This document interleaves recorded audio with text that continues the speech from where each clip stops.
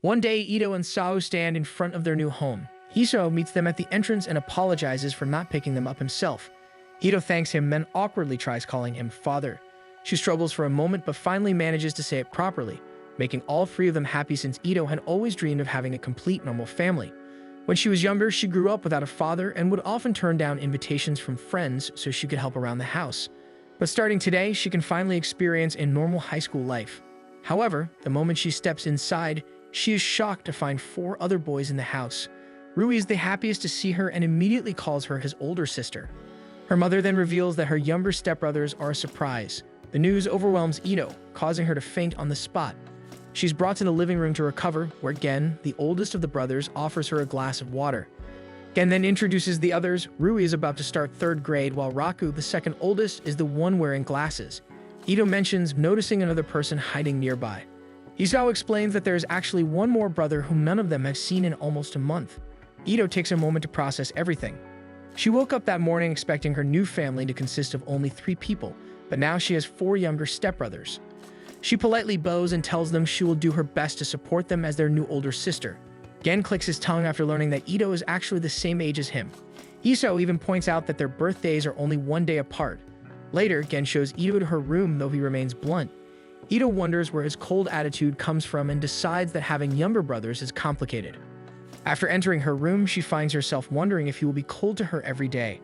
Her thoughts are interrupted by messages from her friends checking in on her. She misses Megumi and Oda, who tearfully wished her well on her final day at their old school. Remembering how she confidently told them her future would be bright, Ito convinces herself that today was simply a bad first day. That night, loud noises echo throughout the house, making her so nervous that she cannot sleep. The following morning, Ito calls everyone for breakfast and is surprised to see 3 of her brothers shirtless. At breakfast, Rui is shocked because the food looks edible.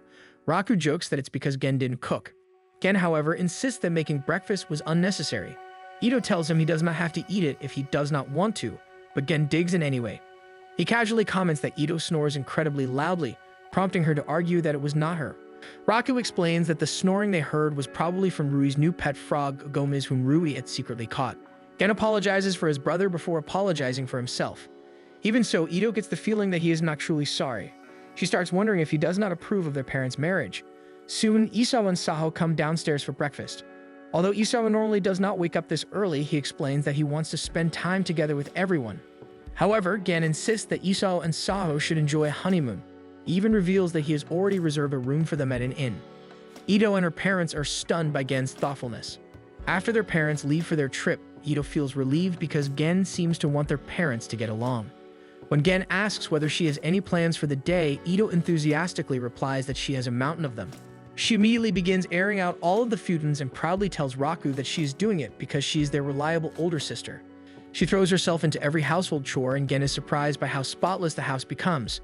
Raku encourages Gen to tell Ito to slow down, but Gen stubbornly refuses to speak to her. Raku casually informs him that Ito has started washing everyone's underwear. That immediately gets Gen's attention. He marches into the garden where Ito is hanging up the laundry and scolds her for going into their rooms. Ito explains that she only wanted to help because doing laundry is something she has always done anyway. Growing irritated, Gen tells Ito that no one asked her to do all the chores. Ito's voice becomes noticeably quieter as she promises to stop. She turns away and sadly tells him that he could have simply said he did not want an older sister. Meanwhile, the younger brothers are disappointed by how harshly Gen spoke to Ito. Later, with nothing left to do, Ito quietly rests in her room. A knock suddenly comes at the door, followed by Raku asking if he can request a favor. When she answers, Raku explains that Gen has gone shopping for dinner but probably cannot carry everything by himself. Ito hesitates, pointing out that Gen clearly does not like her. Raku reassures her that Gen does not think badly of her. He simply struggles to accept kindness after their mother passed away. Before she left, their mother asked Gen to take care of all of his younger brothers. Since then, Gen has had difficulty showing vulnerability. Even so, Raku is certain that Gen treasures their new family. At the supermarket, Gen quickly notices Ito and asks what she is doing there. Ito steps out and admits that Raku asked her to help carry the groceries. As she approaches, Gen clicks his tongue before confessing that he had actually planned to surprise her with something delicious.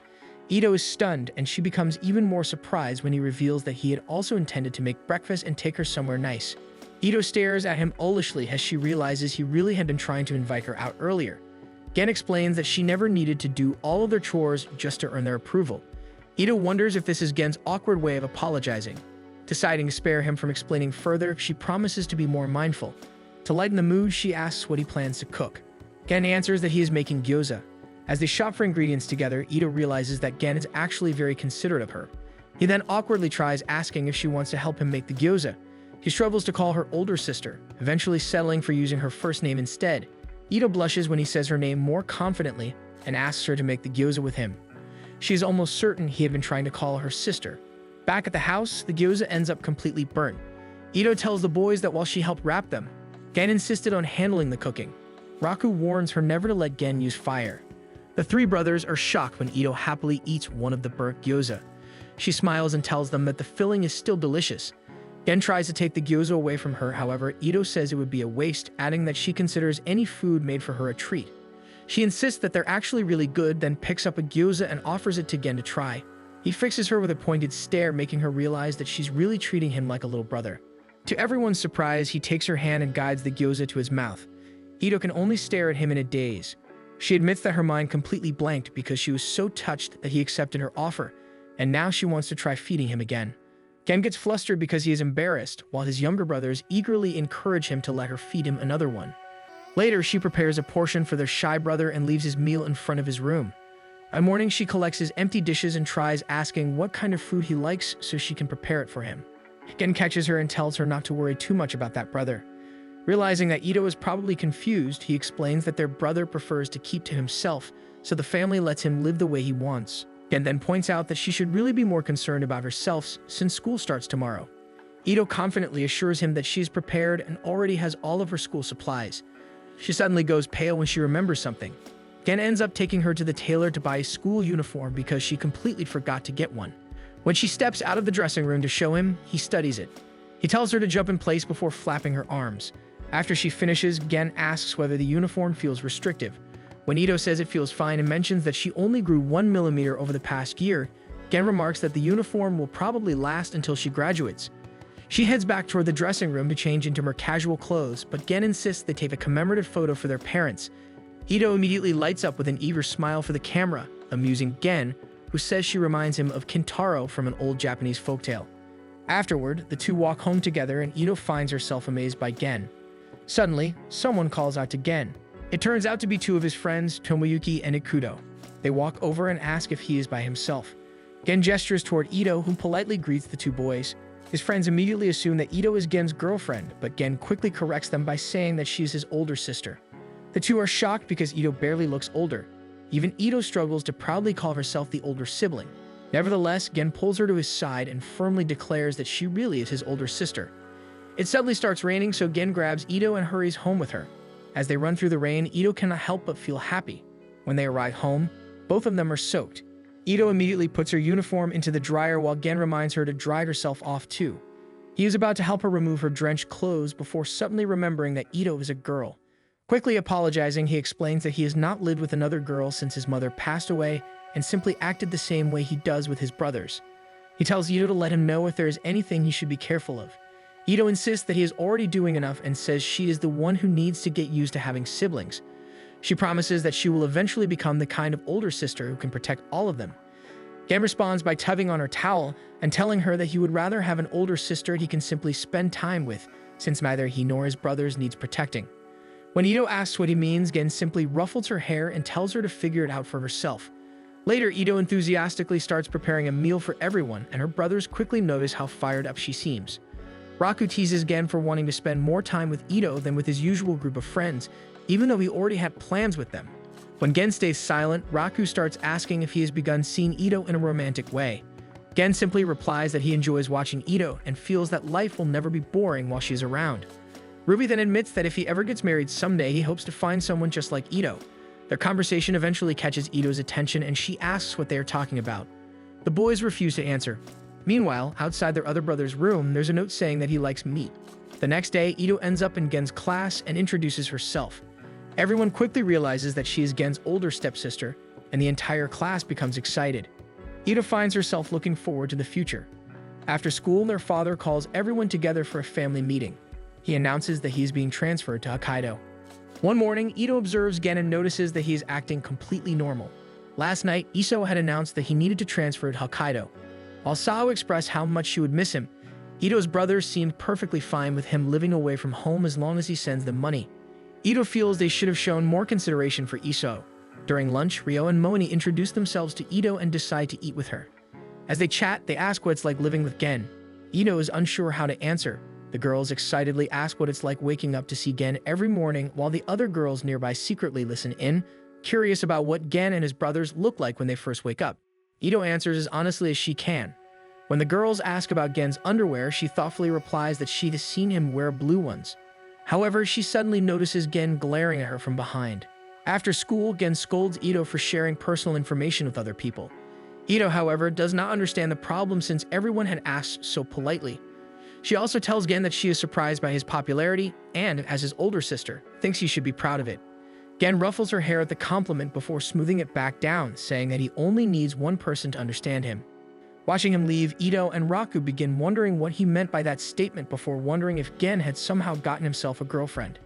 Curious, Ito and Raku head to the restaurant where Gen works, much to his annoyance. After being seated, Raku tells Ito that he thinks Gen probably likes older women. His reasoning is that Gen is always surrounded by younger people at home, so working at the diner gives him opportunities to meet older women. Before long, they hear a woman's voice speaking to Gen. Ito looks over and sees him talking with one of his coworkers, Tamaki. Raku asks what Ito plans to do if Gen really gets a girlfriend. Ito answers that she would politely introduce herself and thank the woman for taking care of Gen. Raku then asks whether she would be jealous that Gen's attention would go to his girlfriend. Ito completely misses the implication behind the question. Later that evening, Gen returns home and is greeted by Ito and Rui. Since he got back late, Ito tells him that the bath is ready. Gen chuckles and jokes that she's acting like a wife. Ito quickly argues that she is simply his older sister, prompting Gen to ruffle her hair again and tease that she is the doting older sister type. He tells her to relax because she is the one who just started school. Ito pouts while remembering Raku's earlier words. If Gen ever does get a girlfriend, she hopes it will be someone who treats him kindly and always puts him first. The next day, Ryo and Winnie corner Ito to ask about Tamaki because they think he's dating a coworker. Neither girl wants Gen to belong to that woman because they believe he deserves someone better. On Sunday morning, Ito notices Gen quietly leaving the house and finds it suspicious. Raku and Rudy immediately suggest that they follow him. The three secretly tail Gen to a park. The boys explain that he occasionally leaves like this, and they doubt he is meeting friends because he always returns home smelling especially nice afterward. Rui even begins describing the pleasant scent in detail, making Ito panic. Raku quickly reminds everyone to stay quiet because someone is approaching Gen. They soon see Tamaki greeting him. Raku tries to take a picture as evidence while Ito attempts to stop him. Their struggle creates enough noise to catch Gen's attention. A young girl suddenly runs up and hugs him. Since they have already been caught, Gen tells his siblings they might as well come along. They head to what appears to be a Sunday market. There, Tamaki's daughter is delighted to meet Gen's family and proudly announces that when she grows up, she's going to marry Gen. She quickly runs off again after spotting Tamaki nearby and wanting her mother's attention. Gen explains that Tamaki is an older coworker who has always looked after him. To repay her kindness, he helps out whenever she holds events like this, especially when Tamaki's husband is too busy to lend a hand. He simply never mentioned it because he did not think it was important. Ito immediately argues that it is important because many of the girls at school had been worried about him. Gen wonders why his classmates are making his personal life their business. Ito explains that it is because Gen is often too careless with himself. She worries about him and wishes he would value himself more. Gen instinctively reaches over to ruffle her hair again. This time, Ito stops his hand and tells him that she is genuinely upset. Gen smiles and calls her cheeky before entertaining a customer. Ito had wanted to tell him something else but decides to save it for later because she also ends up helping. Before long, all of the siblings are pitching in at Tamaki's stall. By the end of the event, Tamaki thanks Gen for helping her again. As Gen announces that they are heading home, Tamaki reminds him to thank Ito on her behalf. Raku and Rui watch over her because she fell asleep, noting that she worked harder than anyone else. Ito feels strangely comfortable, completely unaware that Gen is carrying her home on his back. She thinks to herself that she always wants to be there to take care of Gen. Later that night, Ito tries to convince her parents to go to Hokkaido together. Since they only recently got married, she does not want them to be apart. Hisao admits that he does not want to leave Ito alone with his sons because he considers them a pack of wolves that might pounce on her. Hearing that, the boys quietly move closer so they can listen in. Gen then suggests that they should simply take Ito with them. Ito immediately argues against the idea, then Rui suddenly hugs her around the waist and tearfully says he does not want to be separated from her. The entire house erupts into loud chaos until Iso finally announces that he has already decided to go to Hokkaido alone. Later that evening, Ito decides to talk to Gen about their parents because she still wants Saho to accompany Iso. The two end up talking while Gen is soaking in the bath since he has banned Ito from entering his room. Gen tells Ito that she should just go with their parents. Gen points out how difficult it would be for her to be the only girl living in the house. If she goes with them, she can finally have the normal family she always dreamed of, since having several younger brothers was never part of that dream. Ito stubbornly refuses, saying she would only worry about everyone left behind. Gen assures her that they can all take care of themselves. He also reminds her that she keeps forgetting she is a girl, leaving herself vulnerable by staying alone in a house full of boys. His words fail to reach her because all Ito can think about is that Gen still does not see her as part of the family. When she stubbornly refuses to move, Gen suddenly steps out of the bath area and tells her that he will show her exactly what he means. He pins her to the floor and reminds her that no matter what they tell themselves, they are not actually related. If she stays alone in the house with him and his brothers, anything could happen. Before he can finish his lecture, Ito kicks him in the stomach. She calmly stands back up and promises to think about what he said. Before leaving, she thanks him for finally telling her how he truly feels. The next day, both Ito and Gen completely avoid each other, refusing even to make eye contact. Ito is deeply hurt because she thought they were family. During lunch, Gen eats with Raku, who tries to convince him to make up with Ito. Gen refuses, believing that Ito will leave with their parents. Raku steals some of Gen's food, prompting Gen to tell him what happened the previous night. After hearing the story, Raku calls Gen a creep for treating Ito that way. Gen shares that he does not want Ito staying behind for their sake, especially when he knows how much she has always wanted to live in a normal family with both a mother and a father. Later that night, Ito thinks about everything Gen said to her. She realizes that, in a way, he is right. They are essentially still strangers. She hugs her bag tighter, suddenly becoming more aware of the wall between herself and Gen. She feels guilty for getting so excited about having younger brothers. The next day, Iso and Savo prepare to leave to inspect the place they may be living in. Ito gets ready as well because she wants to see whether she would like her new home. Rui desperately tries to stop her from leaving. He argues that he needs her because of her food and that she has to take responsibility for making him dependent on her cooking. Gen pulls Rui away. He reminds Iso to look for a house suitable for 3 people because he genuinely believes taking Ito along is the best choice. Before she leaves, Ito hesitates for a moment. Gen tells her to go, though his words come out too blunt. Feeling insulted, Ito calls him horrible and even insults him by calling him balding before storming off. Rui begins panicking and begs someone to stop her. Gen refuses and turns to head back to his room. Heartbroken, Rui starts throwing slippers at Gen while accusing him of driving Ito away.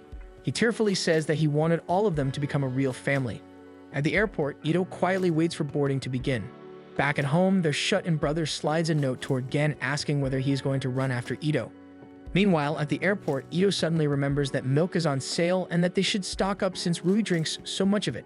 She considers sending one of the boys a message asking them to buy some milk, but then she remembers Gen's words.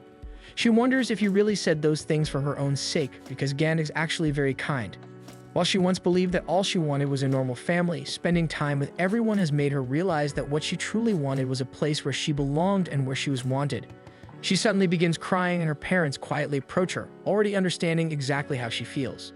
Back at home, Raku tries convincing Rui to come out of his tent, but Rui simply slides out a note saying that he refuses to eat dinner unless Ito is the one cooking.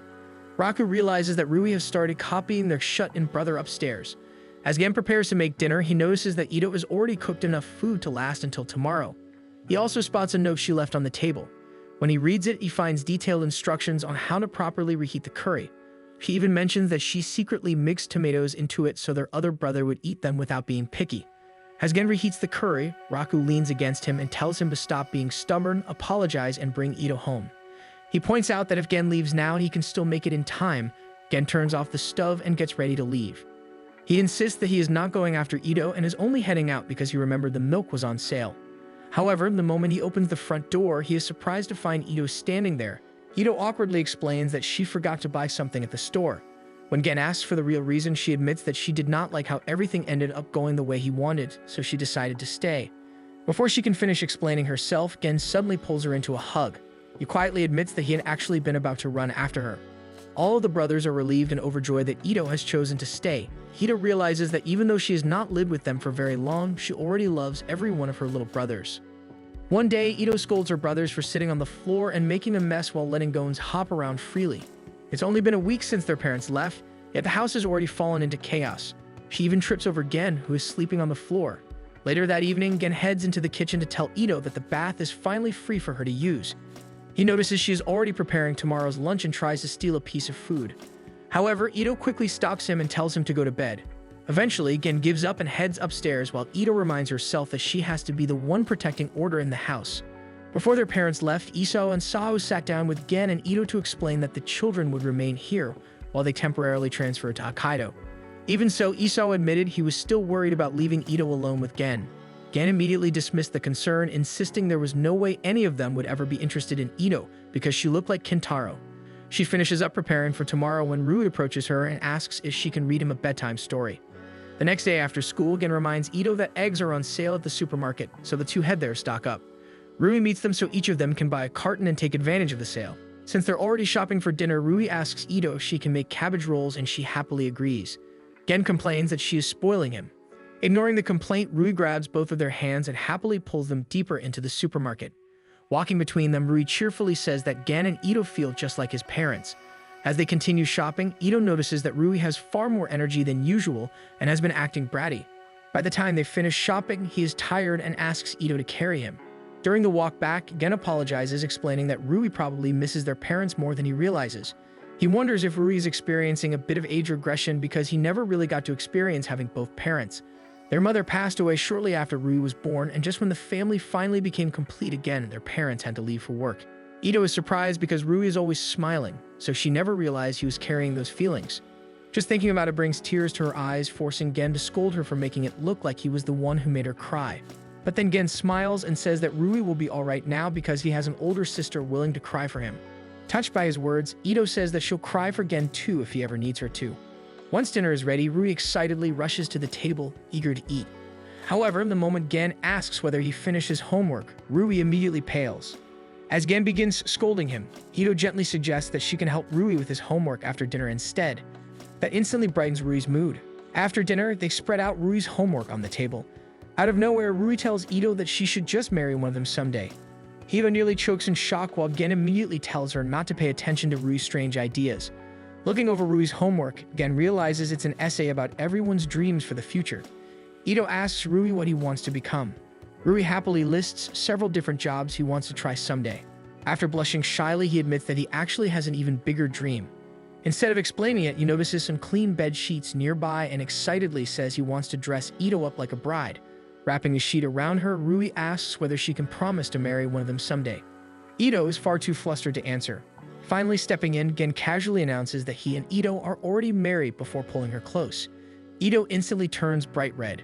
Rui becomes incredibly excited and immediately suggests throwing them a wedding party. Gen calmly replies that since they are newlyweds, he would rather spend some private time alone with Ito. Rui blushes furiously before deciding to finish his homework upstairs so the newlyweds can enjoy a romantic evening together. When Raku returns home, he is greeted by the bizarre sight of Ito nervously cowering at one end of the couch. Gen smugly explains that he was simply teaching her how to deal with Rui. Later, while Rui is taking a bath, Gen and Raku look over his completed homework. Ito quietly peeks over at them before jumping in surprise when Rui suddenly appears right behind her. Curious, Rui asks whether Gen and Ito enjoyed their romantic evening together. Since she didn't answer his question, Rui decides he can freely interrupt them whenever he wants. He excitedly requests that the three of them sleep together. As a result, Ito somehow ends up sleeping in Gen's bed with Rui lying between them. Gen clicks his tongue and blames the entire situation on Ito for spoiling Rui. However, when Rui asks Gen to read him a bedtime story, Gen gives in almost immediately. He reminds Ito to return to her own bed once Rui falls asleep. As Gen reads, Ito secretly watches the two of them. Seeing how gentle Gen is with Rui reminds her how deeply he loves his family, making it difficult for him to stay upset with him. Not long afterward, both Rui and Ito are asleep. Gen considers waking Ito so she can return to her own room. But when she unconsciously snuggles closer to Rui, he quietly decides to let them enjoy this peaceful family moment. He remembers Ito promising earlier that she would cry for him if he ever needed her. He softly whispers that if that day ever comes, he hopes he can rely on her as his older sister. When Ito wakes up, she realizes she's in Gen's bed and immediately panics. She notices Rui's completed assignment nearby and decides to read it. In it, Rui wrote that his biggest dream is to live happily with his family forever. He even mentions Ito by name, writing that he wants to stay with her forever and therefore refuses to let her marry anyone outside the family. He goes on to write how much he loves finally having an older sister like Ito and wishes they could all stay together forever. After reading his essay, Ito quietly moves to leave. However, Gen unconsciously reaches out in his sleep and grabs her. The next day, Ito scolds the boys for exceeding their allotted gaming time. Ito then reveals that she found Rui's failing test paper in the trash. To her surprise, Gen points out that Rui finally managed to score in the double digits. Completely baffled, Ito asks why they're congratulating a failing score. Raku explains that whenever one of them gets scolded, they always make sure to praise whatever progress was made too. He adds that it was actually Gen's idea because that was how their late mother always raised them. Ito realizes she still has a lot to learn about becoming their older sister. At school, the midterm exams are finally returned. Ito goes pale after realizing she scored terribly in every subject. She blames herself for spending so much time taking care of the house. Already imagining how disappointed her brothers would be, she decides not to show anyone her grades. Just then, Gen walks over and casually tells her that she does not have to prepare dinner for him since he has work. Hiding her test scores, Ito tells Gen to have a good day at work before excusing herself. As she cleans part of the school, she looks over her exams again and feels miserable about the results.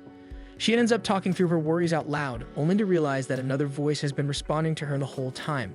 It turns out to be Raku. He immediately guesses that Ito is probably dreading the moment Gen finds out about her low scores and starts making fun of her. Ito admits that she's worried about that, but she's even more afraid of disappointing their parents.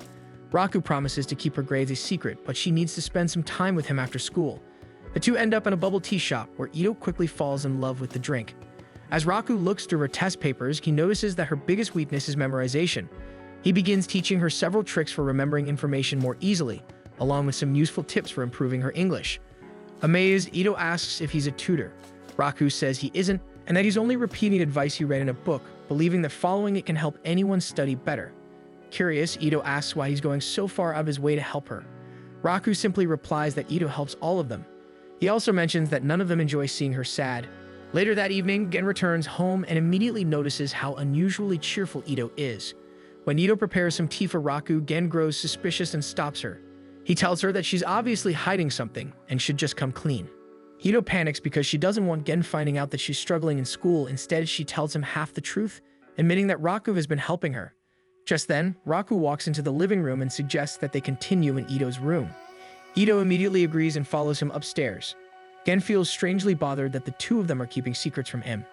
Meanwhile, Rui is shocked that Ito hasn't scolded him even though he's already been playing games for over an hour. Feeling irritated by everything going on, Gen decides to spend the rest of the evening gaming. Meanwhile, Ito throws herself into studying. She continues working hard every day until the exams arrive, while Gen spends his free time gaming. The night before the exams, Raku confidently tells her that he believes she'll do just fine. The next morning, Rui gets angry at Gen for gaming all night and even sleeping in the living room. He nags Gen until he finally gets up to prepare for school. Ito comments that it almost feels like they've switched places. Raku says that Gen is probably acting out because Ito stopped giving him so much attention. Meanwhile, Gen stares at his reflection in the bathroom mirror. Deciding he needs to pull himself together, he splashes water on his face.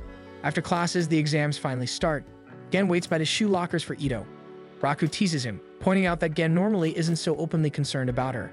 Annoyed, Gen asks Raku to finally explain why he and Ito have been sneaking off together.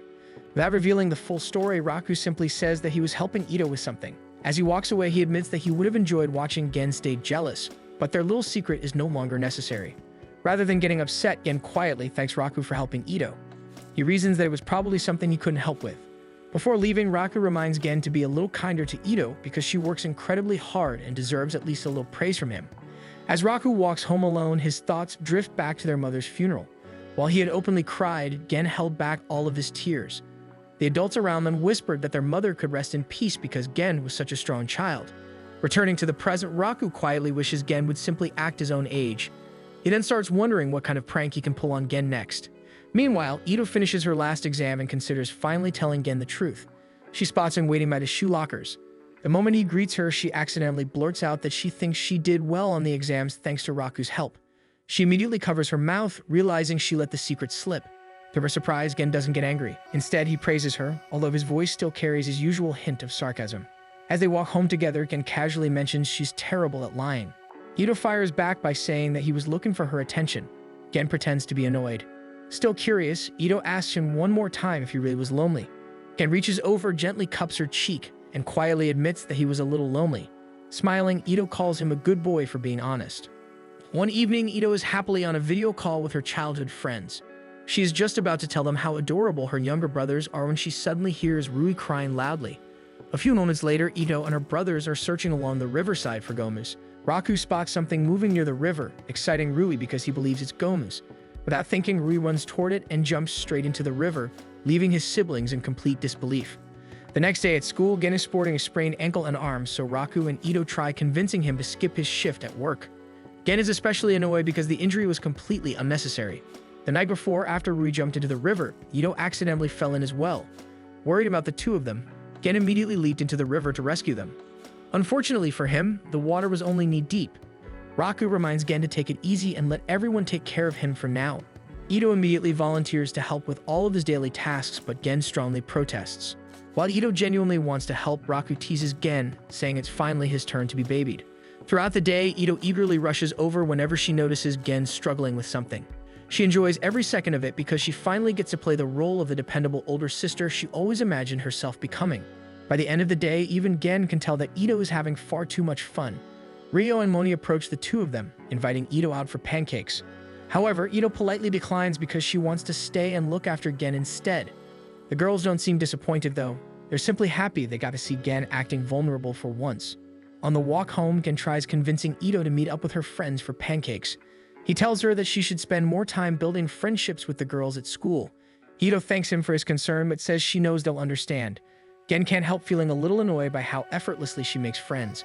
Finally giving in, he tells her she'll be allowed to pamper him. Back at home, Rui notices that Gen keeps asking Ito for the simplest things. This makes him conclude that Gen is a tyrant. For dinner, Gen has casually listed everything he feels like eating. To his surprise, every single dish he requested is waiting for him on the table. Ito happily tells him to ask for anything he wants. After dinner, Gen complains that Ito is enjoying her role as the older sister and admits he can't think of anything else to ask for. Ito is simply happy that despite all his complaints, he still finished every bite. Feeling guilty, Ito apologizes for making too much food and offers to prepare his bath. Gen abruptly announces that he and Rui are taking a bath now before storming off with Rui.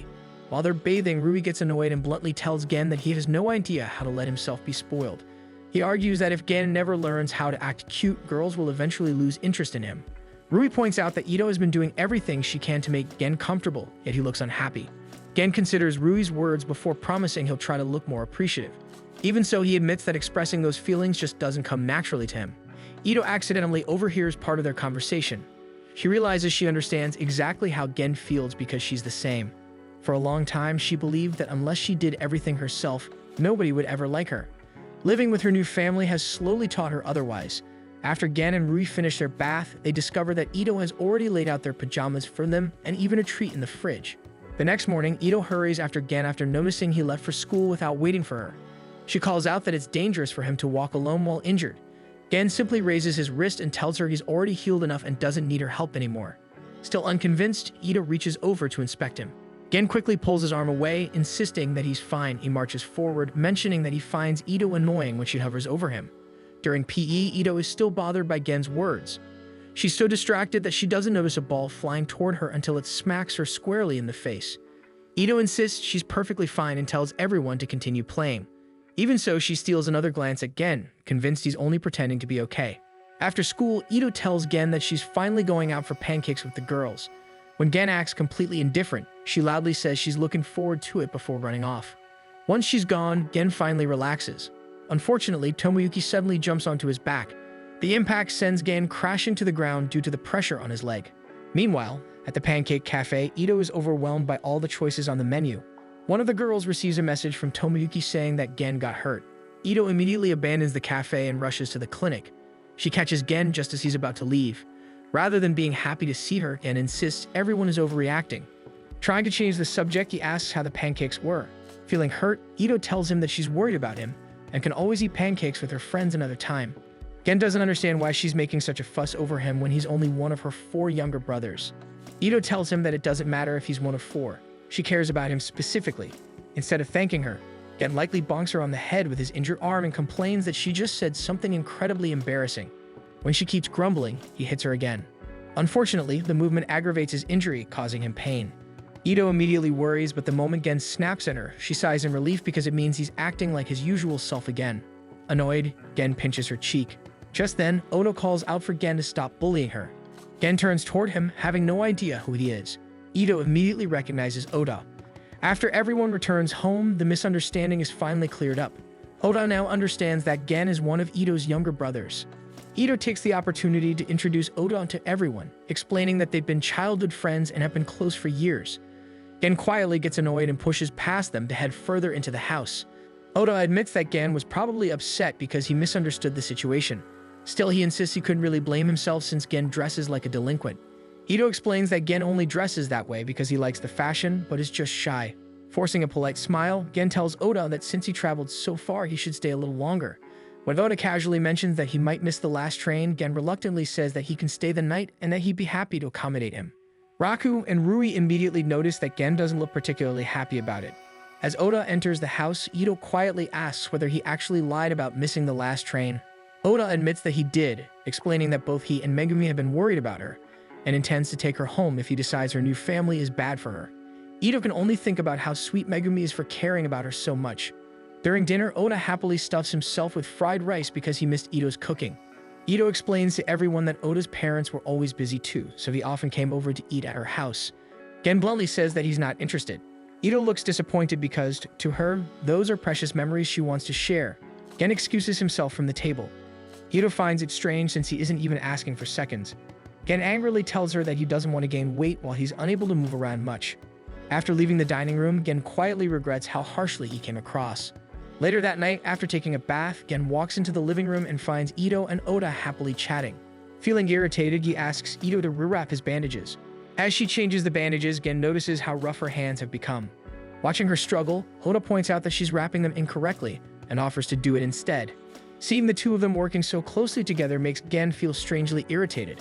Ito cheerfully tells Gen that Oda has been playing baseball since middle school. Realizing Gen is clearly in a bad mood, Oda tells Ito to go ahead and take her bath while he finishes wrapping Gen's arm.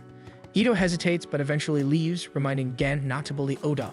The moment she's out of earshot, Gen awkwardly tells Oda not to get the wrong idea.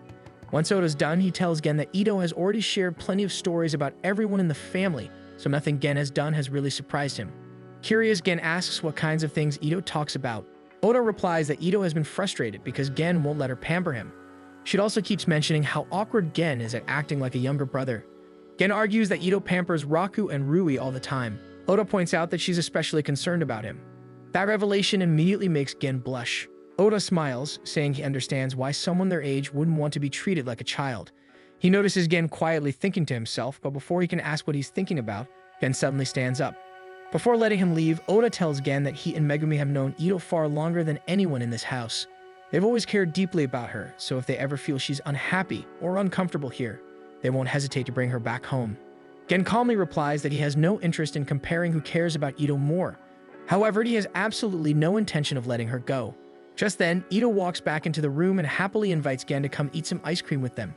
From what Oda's seen today, Gen cares deeply about Ito. It's just that Ito is far too dense to notice. Upstairs, Gen quietly broods over the fact that Ito treats him like the youngest. The following morning, Ito walks Oda to the bus stop. He offers to take her back to their hometown, mentioning that Megumi would gladly welcome her home. Ito turns him down because she still has 4 younger brothers waiting for her to feed them. Oda laughs and tells her that he thinks she'll be just fine. After seeing her new home for himself, he can tell that everyone genuinely cares about one another. Before leaving, he reminds Ito to come visit during summer break because Megumi really misses her. Ito happily thanks him and waves goodbye. After hearing Oda's reassurance, she feels even more confident that Gen appreciates her. When she returns home, she discovers that only Gen is there. He's curled up on the living room couch. Gen explains that everyone else went out. Ito jokes that it's just the two of them keeping each other company today, and immediately gets annoyed because the way she says it sounds suggestive. Ito tells him to relax because she was only teasing him. She simply couldn't help herself after how much he reminded her of a kindergartner yesterday. Ito softly tells him that she hopes he'll let her pamper him, at least a little because she genuinely cares about him and wants to cherish him. Gen blushes and mutters that everything she says is embarrassing. His reaction only makes Ito find him even more adorable. She then reveals that she brought home some teppanyaki for them to share. Annoyed, he deliberately takes the teppanyaki that Ito had picked for herself. He tells her that, as his older sister, she should already know that his favorite filling is cream. Then he warns her to prepare herself because even he has no idea what he'll be like once he starts craving her attention. One evening, Ito scolds Gen for leaving the bathroom without drying himself properly, since she doesn't want the house to be a mess when their parents arrive. Despite his annoyance, he eventually gives in and lets her dry his hair. As she blow-dries his hair, Ito realizes that the two of them have grown much closer. The thought makes her panic because she starts wondering just how close siblings are supposed to be. She glances over at Rui and Raku, who are being openly affectionate with each other, and wonders if that's how siblings behave in this family, though the Raku-Rui is far from being helpful. Ito tries convincing herself that everything is perfectly normal because they are family. Even so, she can't help worrying about how their interactions might look to other people. Unable to hold it in any longer, she asks Gen if he has somehow developed feelings for her. Gen immediately insults her and flatly denies the accusation. Ito gets upset and argues that Gen has been acting inappropriately around her lately, almost as if she isn't even a girl. Gen quickly fires back, reminding her that she was the one who insisted on spoiling him in the first place. As Gen storms off, Ito convinces herself that she only corrected him because that's what an older sister should do. One day, their parents return home and the family celebrates with a backyard barbecue since their parents brought all sorts of meat from Hokkaido. Rui tries persuading his shut-in older brother to join them by promising there will be plenty of meat and crab. Ito joins Rui in trying to coax him outside. However, their brother simply slides a note under the door saying he doesn't want to come out. The two return to the backyard and report that their efforts were unsuccessful. Noticing Ito's gloomy expression, Gen realizes she thinks her presence is the reason their brother refuses to leave his room. He ruffles her hair and reminds her that their brother had already been a shut-in long before she became part of the family. Embarrassed, Ito quickly steps away, worried their parents might misunderstand how close she and Gen have become, even though they're actually happy about the progress. Later, she sits beside Gen, but deliberately leaves a noticeable gap between them. Gen tells her that backyard barbecues used to be a regular tradition when their late mother was still alive. Since vacations were hard to do as a big family, their parents would recreate that atmosphere at home instead. After their mother passed away, the grill had hardly been used. Now that Ito has become part of the family, they have a reason to use the grill again. Ito is about to respond when Gen suddenly steals the meat she was about to eat. She immediately complains because she'd been looking forward to trying lamb. When Raku offers her his skewer instead, her mood instantly brightens and she happily starts eating it. Watching her greedily enjoy the meat, Gen can't help thinking she looks like a cat ready to pounce. Smiling to himself, he reaches over and wipes a bit of sauce from her cheek. The simple gesture embarrasses Ito so much that she immediately stands up and moves somewhere else in the yard. Trying to calm herself down, she wonders if she's simply overthinking things and whether Gen really acts like this with all the siblings. Later, Raku tells Gen that he's being inconsiderate toward Ito because he doesn't understand how much distance he should keep from a girl. He explains that Gen's actions could easily be mistaken for romantic gestures, even though everyone in the family knows he's only teasing Ito so they can grow closer as siblings. Gen dismisses the concern. However, when he looks over at Ito, he notices she's avoiding eye contact and seems noticeably nervous around him. Even so, Gen insists that Ito isn't his type at all, so there's no way he'd ever develop feelings for her. Curious, Raku asks what Gen's type actually is and even offers to introduce him to some girls. Gen immediately says that he has no interest in people he doesn't know well. He begins pointing out other things he doesn't like before quietly admitting that he finds someone attractive if they truly value family. As he says those words, Raku notices Gen looking directly at Ito. Meanwhile, Ito is still feeling guilty about how she reacted earlier. That evening, Ito invites Gen outside for a talk. She brings out a pack of sparklers and asks if he'd light a few with her. Gen humors her but almost immediately blurts out that he already knows she has something she wants to say. Surprised that he saw right through her, Ito apologizes for reading too much into his actions as of late. She's so focused on apologizing that she doesn't realize she's pointing the lit sparkler directly at him. Gen quickly calms her down before scolding her for getting the wrong idea. Ito quietly explains that she only reacts that way because she's never had someone become so close to her before. As much as she wants to accept it, naturally she can't help getting flustered. Still, she knows Gen only behaves that way because he genuinely cares about everyone in the family. From the window of his room, their shut-in brother silently watches the entire conversation. Before their parents leave again, they make one last attempt to convince their shut-in son to come out and see them. Even then, he chooses to stay inside. Eventually, it's time for Isao and Savo to leave. Gen reassures them that they don't need to worry about him, and that they simply need to wait until he's ready to come out on his own. Their parents were hoping to bring their shut-in son to Hokkaido someday, hoping the change of scenery might help. Raku also volunteers to help him prepare for his entrance exams through online learning. Isao thanks the boys but quietly admits that he simply wants to broaden his son's world. After their parents leave, Ito can't help wondering when her stepbrother became a shut-in. She wishes she could help him more and wonders what his everyday life is really like. Meanwhile, inside an online game, a party struggles against a powerful dragon. Just as they're about to be defeated, a female greatsword user named Yamada effortlessly slays the monster. After confirming everyone is safe, the rest of the party showers her with praise. Unable to contain their curiosity, they begin wondering what Yamada's real life must be like, considering how much time she spends playing online. She watches the chat logs scroll by, deciding not to respond to anyone. One of the players had already said he didn't need to share anything about himself, and he would prefer to keep his life private. The next day, Ito is surprised to see Gen leaving for work. She had been hoping he would help her with the gardening. Then she remembers that she still has one more brother she could ask. Before she can do anything, Gen warns her not to bother Shu. Pouting, Ito asks why she isn't even allowed to try. As the older sister, she feels she should at least get the chance to know Shu. Gen firmly tells her not to interfere, stating that it was a family matter before they joined. Shu is their responsibility, so Ito doesn't need to force herself to help. Refusing to explain any further, Gen leaves the house. Feeling frustrated by his words, Ito begins aggressively pulling weeds in the garden. The summer heat soon reminds her that it's still vacation time. She starts wondering if she and her brothers could all go to the beach together. Then she remembers that Shu would likely not agree to go. The heat eventually overwhelms her and she suddenly collapses. From inside his room, Shu hears the noise. He cautiously peeks out the window and sees Ito lying unconscious on the ground. Panicking, he grabs his phone, intending to call for help. After hesitating, he decides it would be best to carry her inside himself. When Ito wakes up, she finally gets a good look at Shu's face and she notices he looks angelic. As Shu quietly offers her a glass of water, Ito grabs his hands and excitedly asks if it's really him. Flustered, Shu immediately denies it before hurrying back into his room. Later, Ito tries once again to get him to open the door. When he refuses to answer, she deliberately makes a loud noise outside. Startled, Shu rushes out to check on her. Ito quickly takes the opportunity to step inside his room and offers him a cream soda. She also notices the game he's playing and happily starts talking about how familiar she is with it since she used to play it with her childhood friend. Wanting to stop her endless chatter, Shu pulls the plug on his game. He quietly tells her that she doesn't need to thank him for earlier. Instead, he feels guilty for not calling an ambulance because he was too nervous to talk to strangers. He berates himself for choosing his own interest over Ito's safety. Listening carefully, Ito realizes Shu constantly puts himself down. She gently encourages him to tell her more, saying that he still managed to save her. Surprisingly, Shu admits that something happened during middle school that caused him to shut himself away. He's deeply ashamed of what happened and says he can't even face his own family anymore. Tears begin rolling down his cheeks as he confesses that everyone probably thinks he's nothing but a burden. Seeing him cry makes Ito's heart ache. As his older sister, all she wants is to make him smile again.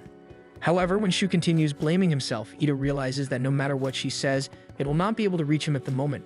Feeling powerless, she quietly leaves his room. She hates that she couldn't become the older sister Shu needed.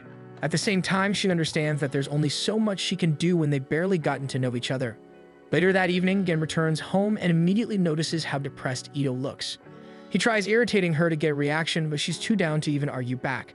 Instead, he casually places his leftover staff meal on top of her head. He tells her to eat so she'll cheer up, mentioning that he'd honestly eat her cooking instead of the pancakes. Looking at him, Ito suddenly feels guilty. She decides to heat up his meal for him. As she cooks, she can't stop thinking about how she made Shu cry earlier. She considers telling Gen what happened, but worries he'll end up hating her for upsetting his precious younger brother. Lost in thought, she doesn't notice the food beginning to burn until Gen points it out. Startled, Ito immediately offers to cook a new batch for him. Gen stops her and firmly tells her to focus because something is obviously bothering her. Once he finally has her attention, he points out that most of the meat is still perfectly edible, so throwing it away would just be wasteful. Ito smiles warmly when he casually comments that everyone enjoys the meals she makes. Thanking him for cheering her up, she hands him the food before quietly making up her mind about something. Borrowing a laptop from Raku, Ito retreats to her room, determined to try reaching out to Shu one more time. Meanwhile, Shu is busy playing his online game as Yamada. His character struggles to defeat a powerful high-level dragon alone. Just when defeat seems inevitable, a powerful arrow suddenly pierces the monster. A tall male character walks over and compliments Yamada for taking on such a dangerous enemy by herself. Confused, Shu wonders who the player is since the character seems completely new to the area. Then the mysterious player reveals that the character is actually being controlled by Ito. Through the in-game chat, Ito apologizes for making Shu cry earlier. She explains that she never meant to hurt him and realizes she shouldn't have pried into his past when they barely knew each other. Ito continues by saying that, as the newest member of the family, she understands that Shu doesn't have to accept her right away. Instead, her character reaches out a hand and asks if they can simply become friends first. She then sends him a friend request, which Shu finds himself accepting. From then on, the two begin spending time together adventuring through the game as party members. Through these interactions, Ito catches glimpses of his world. Though hesitant at first, Shu finds himself enjoying adventuring with her. Before long, Shu even introduces Ito to his old online group, and together they embark on countless adventures. One day, Shu brings his party on a hunt to gather eggs from a monster. Ito is already a member of the party and is excited to join the hunt. They eventually spot the monster, and the entire party prepares to attack. Outside of Ito's dream, Gen stares at her with an annoyed expression because she has fallen asleep in class. After class, Gen decides to ask Ito what she's been doing every night since her eye bags are getting obvious. Absent-mindedly, Ito starts telling him about her nightly hunts with Shu before suddenly realizing that she wasn't supposed to reveal any of it. She had promised Shu that she wouldn't tell anyone about their gaming sessions. Ito tries to lie her way out of it, but Gen forces the truth out of her by squeezing her head. She eventually admits that she's been playing games with Shu every evening. However, Gen doesn't believe her explanation because he finds it hard to believe that Shu would actually be talking with her. He decides to walk ahead and mentions that he's heading over to Shu's school to speak with his teacher. When Ito only pouts at him, Gen asks why she isn't insisting on coming along. Ito tells him that she already knows Gen wouldn't let her come anyway. Instead, she'd rather spend her time finishing her chores and schoolwork so she can get back to playing with Shu. Gen still clearly thinks she's bluffing since he is supposedly the closest Shu has to a person. Ito challenges him by asking when the last time he had a proper conversation with Shu was. When Gen can't answer, Ito points out that he's too full of himself even though he doesn't know how Shu's doing now. She decides to leave him with that thought. Ito knows Gen is doing his best to make Shu comfortable, but she also realizes that simply protecting him isn't enough anymore. When Ito returns home, she tells Shu about what happened. Shu is surprised that she just entered his room, then reminds her that she wasn't supposed to tell anyone about their joint game sessions. However, after thinking about it, he decides to let it go. He tells Ito that there isn't really much for him to say to his brothers anyway because he's certain they already have their own image of him in their minds. Listening to Shu, Ito can't help wondering if he came to that conclusion while waiting for the perfect opportunity to reconnect with his brothers. Even though Shu says he's fine with the way things are, Ito can't help wanting to include him more in the family. Meanwhile, Gen has just returned home, already exhausted from his meeting with the teacher. During his conversation with Shu's homeroom teacher, the teacher asked him to have Shu sign his career path sheet. Gen feels that it's too soon to pressure Shu about something like that. More importantly, Ito's earlier words have made him think more seriously about his relationship with Shu. As he heads upstairs, he sees Raku and Rui trying to listen through Shu's door. Raku tells him that Ito is inside and that she's apparently become quite close with Shu. Gen listens as well, and to his surprise, Ito and Shu sound incredibly comfortable around each other. Later, Gen decides to talk to Ito himself. However, when he knocks on her door, she doesn't answer, leaving him outside. Inside, Ito is busy chatting with Shu because their party is preparing to take on a huge boss.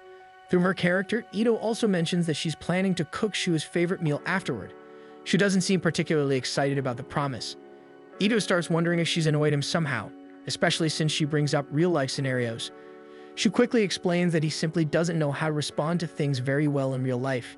He tends to clam up whenever he's worried about saying the wrong thing. Usually, he overthinks his responses until the conversation becomes awkward, so he eventually says nothing at all. She realizes that Shu is actually much more sensitive than she initially thought, and her other brothers are as well. She's so deep in thought that she doesn't notice Gen has already entered her room and is lying on her bed until he speaks. Ito finally notices him, and Gen complains that she wasn't answering his knocks. He looks at the screen and eventually realizes that she can communicate with Shu through the chat in the game. Gen wonders if the bald male character on the screen is Shu. Ito immediately looks offended and tells him that Shu is actually the pretty cat lady. She realizes she may have reacted a little too strongly to his comment about their characters. Gen says he doesn't really mind. In fact, he's relieved that Shu finally has someone he can talk to. Gen then tells Ito that Shu needs to choose a career path soon. He admits that he has no idea how to convince Shu to fill out the form. For the first time, Gen acknowledges that he's been too focused on protecting Shu instead of actually trying to understand him. She reaches over and ruffles his hair, praising him for being a good older brother and worrying about him. However, her praise quickly becomes too much for Gen, and he stops her because it's becoming embarrassing. Ito then tells him just to sit down and watch while she and Shu try to defeat the boss. Unfortunately, the boss battle quickly goes badly. Their party struggles against the dragon, and Shu realizes that they simply aren't strong enough to defeat it yet. His character curses the dragon one last time before falling to the ground. Gen stares at her, unimpressed, and points out that she and Shu have already lost 10 times. Ito argues that this is their first time facing an enemy this powerful. She explains that their entire in-game world depends on their success, and if Gen can't understand why they're so passionate about the game, he should simply leave her room. Ito immediately dives back into the game. Gen watches her carefully and realizes just how serious she is about winning. Looking at the screen, he sees Shu's party discussing how they should deal with the dragon. Most of the party wants to try again another day, but Shu insists that they should finish the battle tonight. Watching him, Gen suddenly realizes that Shu might have been trying to communicate with him all along. Gen remembers an incident from years ago when Shu lost his shoes at school. Gen had scolded him outside the school building, which caused some students nearby laugh and make fun of him. Gen noticed them and immediately assumed that those boys had taken Shu's shoes. He was about to confront them when Shu stopped him. Shu tried explaining that confronting them would only make things worse for him later. When Gen suggested fighting back, Shu immediately rejected the idea because he didn't want anyone getting hurt. Gen insisted that Shu should let him handle it. He was bigger and stronger, and if those boys wanted to fight, Gen was confident he could win. More than anything, Gen wanted Shu to be treated properly at school. However, Shu suddenly broke down crying. He didn't want Gen to go through all that trouble for him. More importantly, he didn't want other people to think Gen was a scary person when Gen was actually kind. Shu was afraid that his problems would only cause more trouble for his brother. That experience eventually became one of the reasons Shu decided to quit school altogether. Currently, Gen watches the game and begins to wonder if he might approach everything with Shu the wrong way. In the game, Shu charges forward to face the dragon, but the monster's attack forces him to back away again. Ito becomes the focus of the attack, but Shu manages to block it for her. The party realizes they only have 1 minute left to finish off the boss. Despite the pressure, Shu and Ito remain confident that they can still make it in time. Ito manages to convince the rest of the party to hold on a little longer. They all agree to back Shu up so he can deliver the finishing blow. Ito moves first, firing several arrows toward the dragon. One of them lands directly on the monster, causing it to fall to the ground. The party immediately rushes forward, hoping to finish the dragon off with a united attack. However, the monster suddenly retaliates and fires another attack at them. Shu tries to get close again, but the dragon's attacks are relentless. Worried that Shu will be hit, Ito quickly fires another arrow. It strikes the dragon directly in the head, giving Shu the opening he needs to rise and attack again. The party successfully defeats the incredibly difficult boss. Ito immediately cheers enthusiastically before rushing out of her room to celebrate with Shu. As the two congratulate and compliment each other in the hall, Gen watches in shock since he can't believe how easily Shu left his room just to celebrate with Ito. It's only then that Shu notices Gen standing there. He immediately tries to scurry back into his room, but Ito stops him. When Shu learns that Gen has apparently been slipping into Ito's room regularly, he becomes suspicious about what Gen has been doing with her, which annoys Gen. Ito ignores the implication and instead pushes Shu toward Gen, asking if both brothers should try talking to each other. Gen admits that Shu is amazing. Even though Gen isn't particularly interested in games, he can still recognize how impressive Shu's performance was. Shu immediately withdraws into himself again since his mirrors are coming back. He says that games are ultimately pointless and that they were only supposed to be for fun. Gen disagrees, and he points out that the game was actually good for Shu because it allowed him to make connections with other people outside of school. Shu suddenly becomes uncomfortable with the conversation again and moves toward the door. Ito tries convincing him to stay. She tells him that even if he doesn't talk much, everyone would still be happy to have him around. Shu insists that he's not ready to face his family yet because he hasn't changed. As he continues rambling, Gen suddenly apologizes. He admits that he's been wanting to say sorry to Shu for a long time. Gen explains that he had been too quick to confront the students who were bothering Shu. He realizes now that he never properly understood Shu's point of view. Shu hadn't wanted Gen to fight those students because he didn't want to become the kind of person who caused harm to others. Shu's eyes begin to fill with tears. Gen gently pats him on the head and apologizes for causing him trouble back then. Shu looks up at him and admits that he was terrified whenever Gen became angry on his behalf. At the same time, knowing that his brother cared enough to defend him had also made him happy. Shu suddenly rests his head against Gen's chest and apologizes for always making him worry. Gen tells him that he doesn't need to force himself to say anything else. He even notices Raku and Rui standing by the door and encourages them to join in. Rui immediately runs over and hugs Shu, followed by Raku. Shu feels relieved. It's been a long time since he was able to be this close to his brothers. He quietly admits that he had always wished someone would talk to him. Ito watches her family come together and smiles, ready to welcome the long-mad head. A few days later, Shu's homeroom teacher visits the house. Ito can't help noticing how much he resembles the character she plays in the video game. His teacher has come to ask whether Shu is genuinely serious about returning to school. He also wants to make sure that nobody is forcing Shu into making this decision. After taking a moment to calm himself, Shu explains that he genuinely wants to finish high school. Because of that, he wants to slowly get used to attending school regularly again. He plans to attend summer classes and catch up on the academics he missed while he was away. Shu also tells his teacher that he wants to become more confident. Ito watches him with a smile. For the first time in a long while, Shu's willingly stepping outside of his room on his own. One summer day, Ito and her brothers visit her hometown to enjoy a day of their vacation. The family spends it with Ito's childhood friends Ota and Megumi at a spot by a river. Ito recalls how shocked she was that morning when all her brothers woke her up and told her to get ready. Before she knew it, she found herself back in her hometown. She feels like her family really is the best for bringing her back for a day of fun. Ito and Megumi relax by the river, and Megumi comments on how Ito's vibe seems to have changed since becoming an older sister. Megumi believes it's possible that Ito has fallen in love, which would explain why she has changed. She feels like it makes perfect sense for Ito to at least have a crush on one of her stepbrothers, since they are all handsome. She also says it's completely viable because none of them are related by blood. Ito recalls that Megumi has always been a romantic, so it shouldn't surprise her anymore that she would think so. Megumi then tells her that she wants to ask Gen how he feels about Ito. Ito manages to stop her and convinces Megumi that they need to figure out what Ito feels first. However, since Megumi is already curious, she decides to go ask anyway. Oda manages to stop her out of jealousy since he doesn't want her talking to other boys. While Megumi is distracted, Ito decides to bring Gen somewhere else so Megumi won't be able to ask him any weird questions. This leads them to climb up the side of the waterfalls. She gets nervous at one point when he climbs too close to her. Eventually, they end up at the top of several small waterfalls overlooking the river they were just at. When Ito tells him they can slide down, Gen tells her that he'll pass on the idea. As they rest on some rocks, Gen mentions that he likes her hometown and that they should consider coming here every year since it seems Rui is having fun. They also mention how this would be a good spot for their family to travel when their parents are free to go with them. This way, Ito can also see her childhood friends. When Gen gives her a smile, Ito feels herself getting antsy. She doesn't understand why her heart suddenly becomes erratic now that the setting is different. Gen continues talking, but all Ito can think about is how sparkly Gen looks at the moment. She blames the summer vibes of her hometown for suddenly making her heart flutter, but is also aware whatever feeling she is now, she has to stop.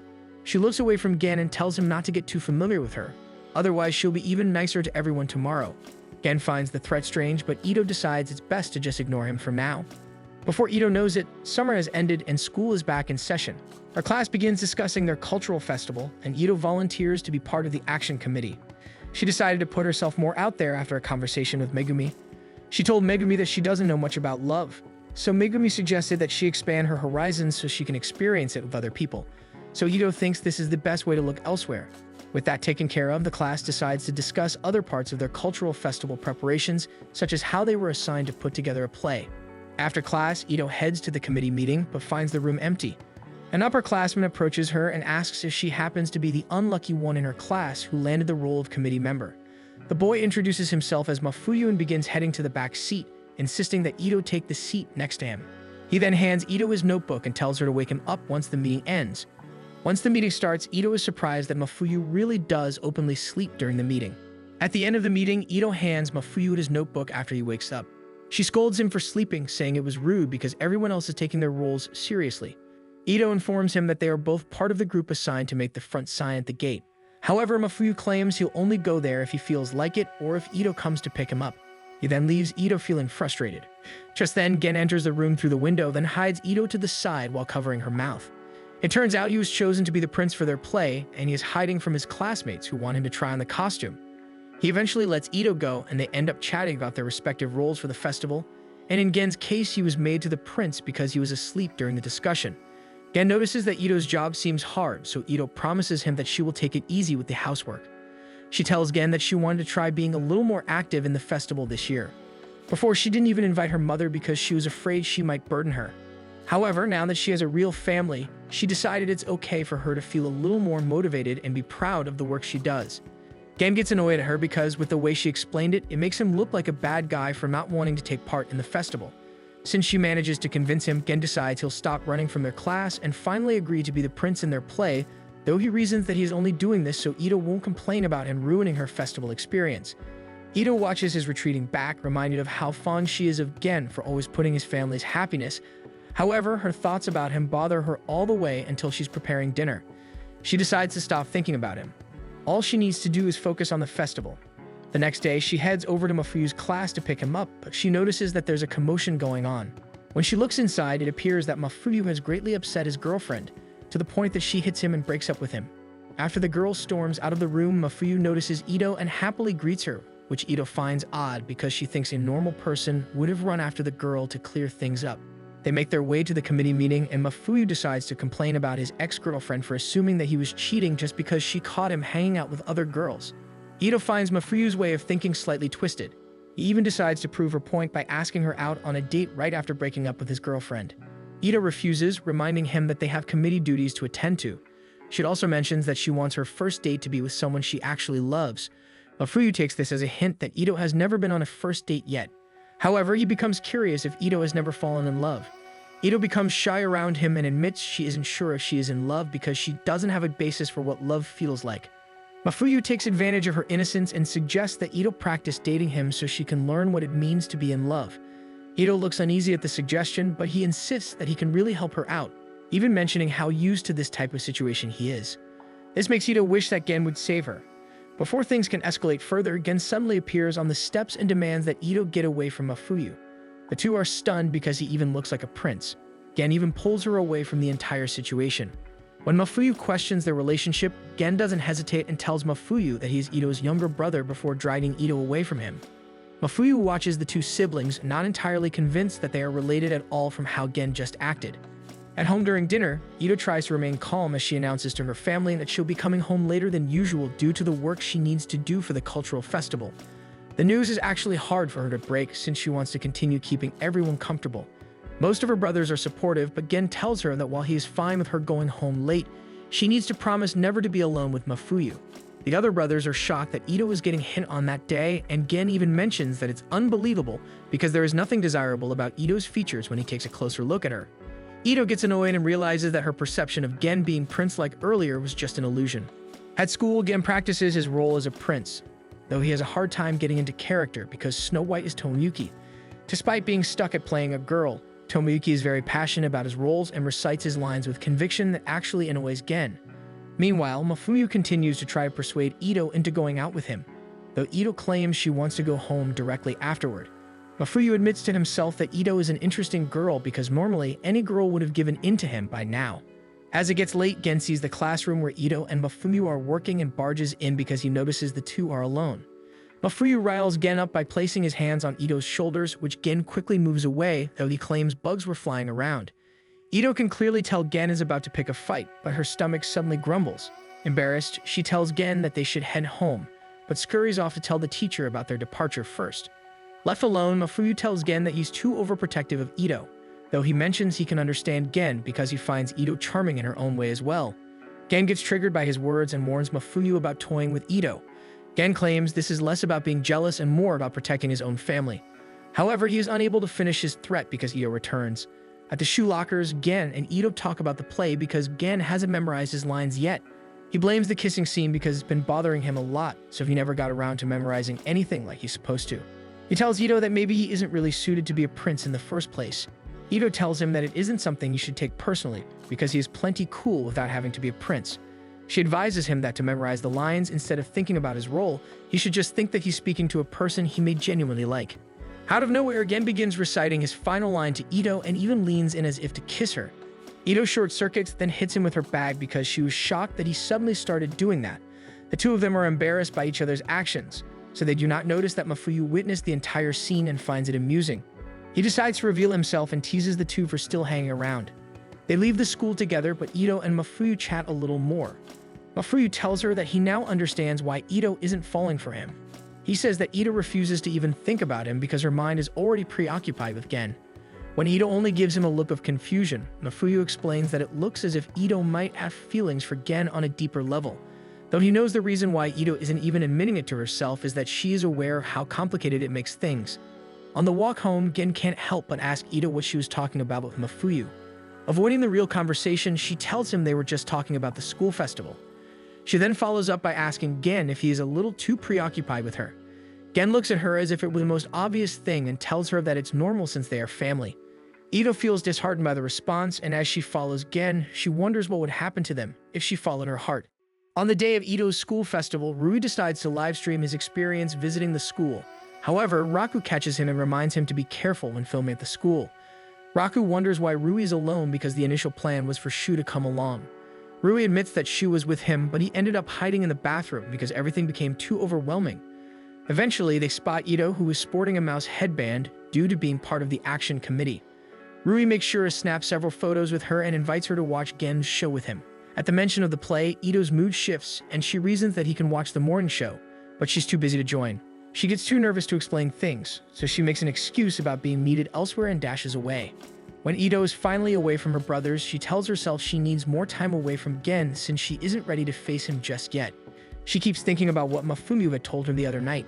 Since then, she's been worried that Gen would eventually catch on to her. At Gen's class play of Snow White, everyone is captivated by Gen's performance, especially during the final scene where he is supposed to kiss Snow White. At the end of their first run, Tomoyuki is amazed by everyone's performance and wonders if something has gotten into Gen for him to be so invested in the play. Raku and Rui also enter backstage to congratulate Gen and ask him if something interesting happened recently. Gen shoots them an annoyed look and tells them that nothing in particular has happened. He doesn't tell them about Yuo's advice to him, but decides to mention that he was thinking about a certain person's surprised expression. Gen then notices that Tomoyuki is reapplying his makeup. Tomoyuki reasons that he needs to prepare for their next show since they still have 7 more performances before the festival ends. He encourages Gen, saying that for the next show, he should just kiss him for real to make it look more convincing. However, the notion only irritates Gen. In the bathroom, she receives a message showing how Gen looks in his costume. Outside, Ito notices a lot of people talking about her class play, particularly about how handsome Gen is as the prince. This triggers Ito's memory of when Gen was practicing his lines on her. She tries to will it out of her head. Mafuyu spots her and teases her for skipping out on her duties. Ito throws the accusation back at him, but Mafuyu insists that he is actually working by guiding people from other schools around. However, Ito can clearly tell that he's just hitting on them. Deciding to hang out with Ito instead, he bids the girls he was guiding farewell. Ito accuses him of just playing around, even after he had claimed that dating was a pain. Mafuyu is about to tease her about being jealous, but Ito decides to distract herself by getting back to work. Mafuyu trails after her, insisting that she should loosen up and enjoy the festival a little. He reasons that she might miss out on important things. To really reel her in, he mentions that her class is going viral because Gen is so popular. He then shows her a photo of Gen in his prince costume, and Ito tries to pretend not to care too much by stating that Gen has always been popular with girls. Mafuyu continues trying to get Ito to admit that she cares more about Gen than she lets on, stating that Gen is the type who can easily fall for a naughty girl after a little push. This makes Ito worry that Gen might choose someone evil and wouldn't know any better. Mafuyu observes her and realizes that he has pushed her to tears. Feeling bad, he brings Ito somewhere quiet to calm down and buys her a drink as part of his apology. Ito decides to open up about her problems and admits that the concept of love really confuses her. She admits that ever since Mafuyu told her that she was in love with Gen, she has had so many conflicting feelings. So she wants to know what Mafuyu does when he realizes that he is in love. Mafuyu breezily admits that he starts by dating the person who catches his eye. The answer annoys Ito because she knows Mafuyu is only thinking about people he finds interesting, and not about actually being in love with them. So she begins explaining her feelings in more detail, particularly her feelings for Gen. Mafuyu is surprised by her explanation and admits that he doesn't think too deeply about love, but based on everything she has said, Ito has pretty much described love. Ito lets his words sink in, but then suddenly Shu demands that Mafuyu stay away from her. He pulls Ito toward him and tells Mafuyu that he will not stand for it if Mafuyu makes Ito cry again. He begins running away from Mafuyu while dragging Ito along. Mafuyu stares after them. He realizes that Ito really is interesting because all sorts of characters seem to love her. As they get away from Mafuyu, Ito begins to worry that Shu somehow heard their conversation, so she tries to clear up what she said earlier. However, Shu looks confused. He tells Ito that he thought she was being bothered by Mafuyu. Realizing that Shu had not heard her confession, she decides to lie to him. She was extremely relieved that it wasn't anything bad, and Ito asks the heavens for forgiveness for lying to someone as pure as him. Ito decides to accompany Shu around the festival, proud that he is starting to go out more and walk around in public. They find Rui, and it seems that Rui has been treated to several festival snacks by different girls. The sight of Rui with so many snacks makes Ito concerned about whether he will have enough room for dinner later. Since Rui is fine on his own, Ito promises to take Shu anywhere he wants to go. It turns out Shu wants to visit Gen for his play. He was too shy to go earlier, but since Ito is with him, he finally manages to do so. Ito tries to avoid Gen, but Gen goes right to her and calls her cute for wearing the mouse ears. Ito tries to appear unaffected and compliments him in return. Gen teases that she shouldn't fall in love with him, which immediately sets her off. Their classmates finally take notice of Shu and immediately begin surrounding him. Ito watches and worries that this kind of socialization might be too soon for Shu, but Gen insists that Shu needs to get used to it. He asks about her work for the committee, so Ito reassures him that she's currently on break. She decides to make light conversation with Gen and mentions that Snow White is the talk of the festival, which immediately makes Gen think that they are bad rumors about him. Ito doesn't tell him that people think he is handsome. She is just happy that Gen seems to be enjoying himself. When he tells her that he's really getting into the play and having fun, he decides to credit Ito for her continuous positive vibes. Ito looks at him, feeling happy that Gen is treating her more and more like family each day. She watches him as he socializes with their other classmates. Gen decides to finally take her hand and lead her to the reserved seat that the class saved especially for her. During the show, Ito watches her classmates play for the first time. She was able to be there for practices due to her committee work, so this is the first time she is able to see everyone's acting. Finally, it's time for Gen to arrive on stage for the final scene, and Ito can feel the crowd, especially the girls, grow excited as Gen makes his appearance. Ito finds herself captivated by Gen. As she watches him deliver his lines, she thinks about her feelings for him. She realizes it might have started when Gen had welcomed her home when she was about to move away with her parents. When he held her close, she had felt special, and that made her really happy. She watches as Gen is about to kiss Snow White, and she promises herself that she will tuck away her feelings. She thinks about how Gen can be really mean, but at the same time, he is also overflowing with kindness. She watches as her classmates take a bow to end their play, and then her and Gen's gazes meet. She smiles, noticing that he's looking at her, and finally claps for him in her class. Later, she brings her class some food and mentions how proud she is of them. She notices that Gen is missing, and Tomoyuki mentions that she should look below her.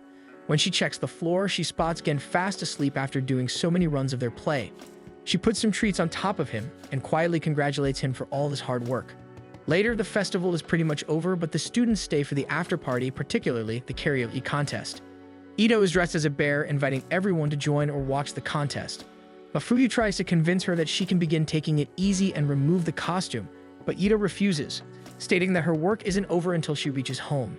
Suddenly, they see Tomoyuki and Gen approach them. Tomoyuki wants to enter the karaoke contest in their costumes, though Gen really wants to go back to wearing regular clothes. When Mafuyu offers to sign them up, Gen's mood sours. Mafuyu takes the opportunity to tease him and even mentions that the after party is usually popular, because people tend to make their confessions on stage during this time. Gen begins getting annoyed at Mafuyu's constant teasing and tells Mafuyu that whether he wants to confess has nothing to do with him, so he wonders why Mafuyu keeps trying to get into his business. When they leave, Mafuyu teases Ito for her poor taste in men. He decides to remove Ito's headpiece and asks her why she isn't pursuing Gen when things seem to be going well. Ito points out that she and Gen have been getting along great as a family, and she doesn't want to ruin any progress. She mentions that while she did imagine pursuing him if they had met normally, she is happy with her position as his older sister. She says she is aware that this means she will have to accept that Gen will someday have a girlfriend, but she is ready to treasure that girl. She thinks to herself that as long as Gen is happy, then that's enough for her. She tells Mafuyu that she thinks her way of loving is valid as well. When he doesn't respond, she worries that she said something weird. However, Mafuyu laughs and admits that he stopped paying attention to her because she looked funny in the bear outfit. On a serious note, he compliments Ito, saying that he's even a little jealous that she can love someone so truly. Suddenly, they hear that the karaoke contest is starting, and it kicks off with a love confession. Mafuyu and Ito join the crowd and are honestly surprised that a confession started the evening. Mafuyu tells her that it must feel nice to be able to be so honest. Ito considers his words and tells him that they'll never know if they don't try. She tells Mafuyu that she has decided that he isn't such a bad person, and that he is very caring in his own way. The image he presents is one that people have placed on him, and he just adjusts to it. Ito then suggests that he take the opportunity to confess something on stage since the festival is giving them the opportunity, but Mafuyu says that he will pass for now. He tells Ito that he wants to save his true self for someone he really loves, so until then he doesn't mind wearing a mask. The two don't realize that Raku has heard their conversation. Thanks for watching, and don't forget to subscribe to see what happens next.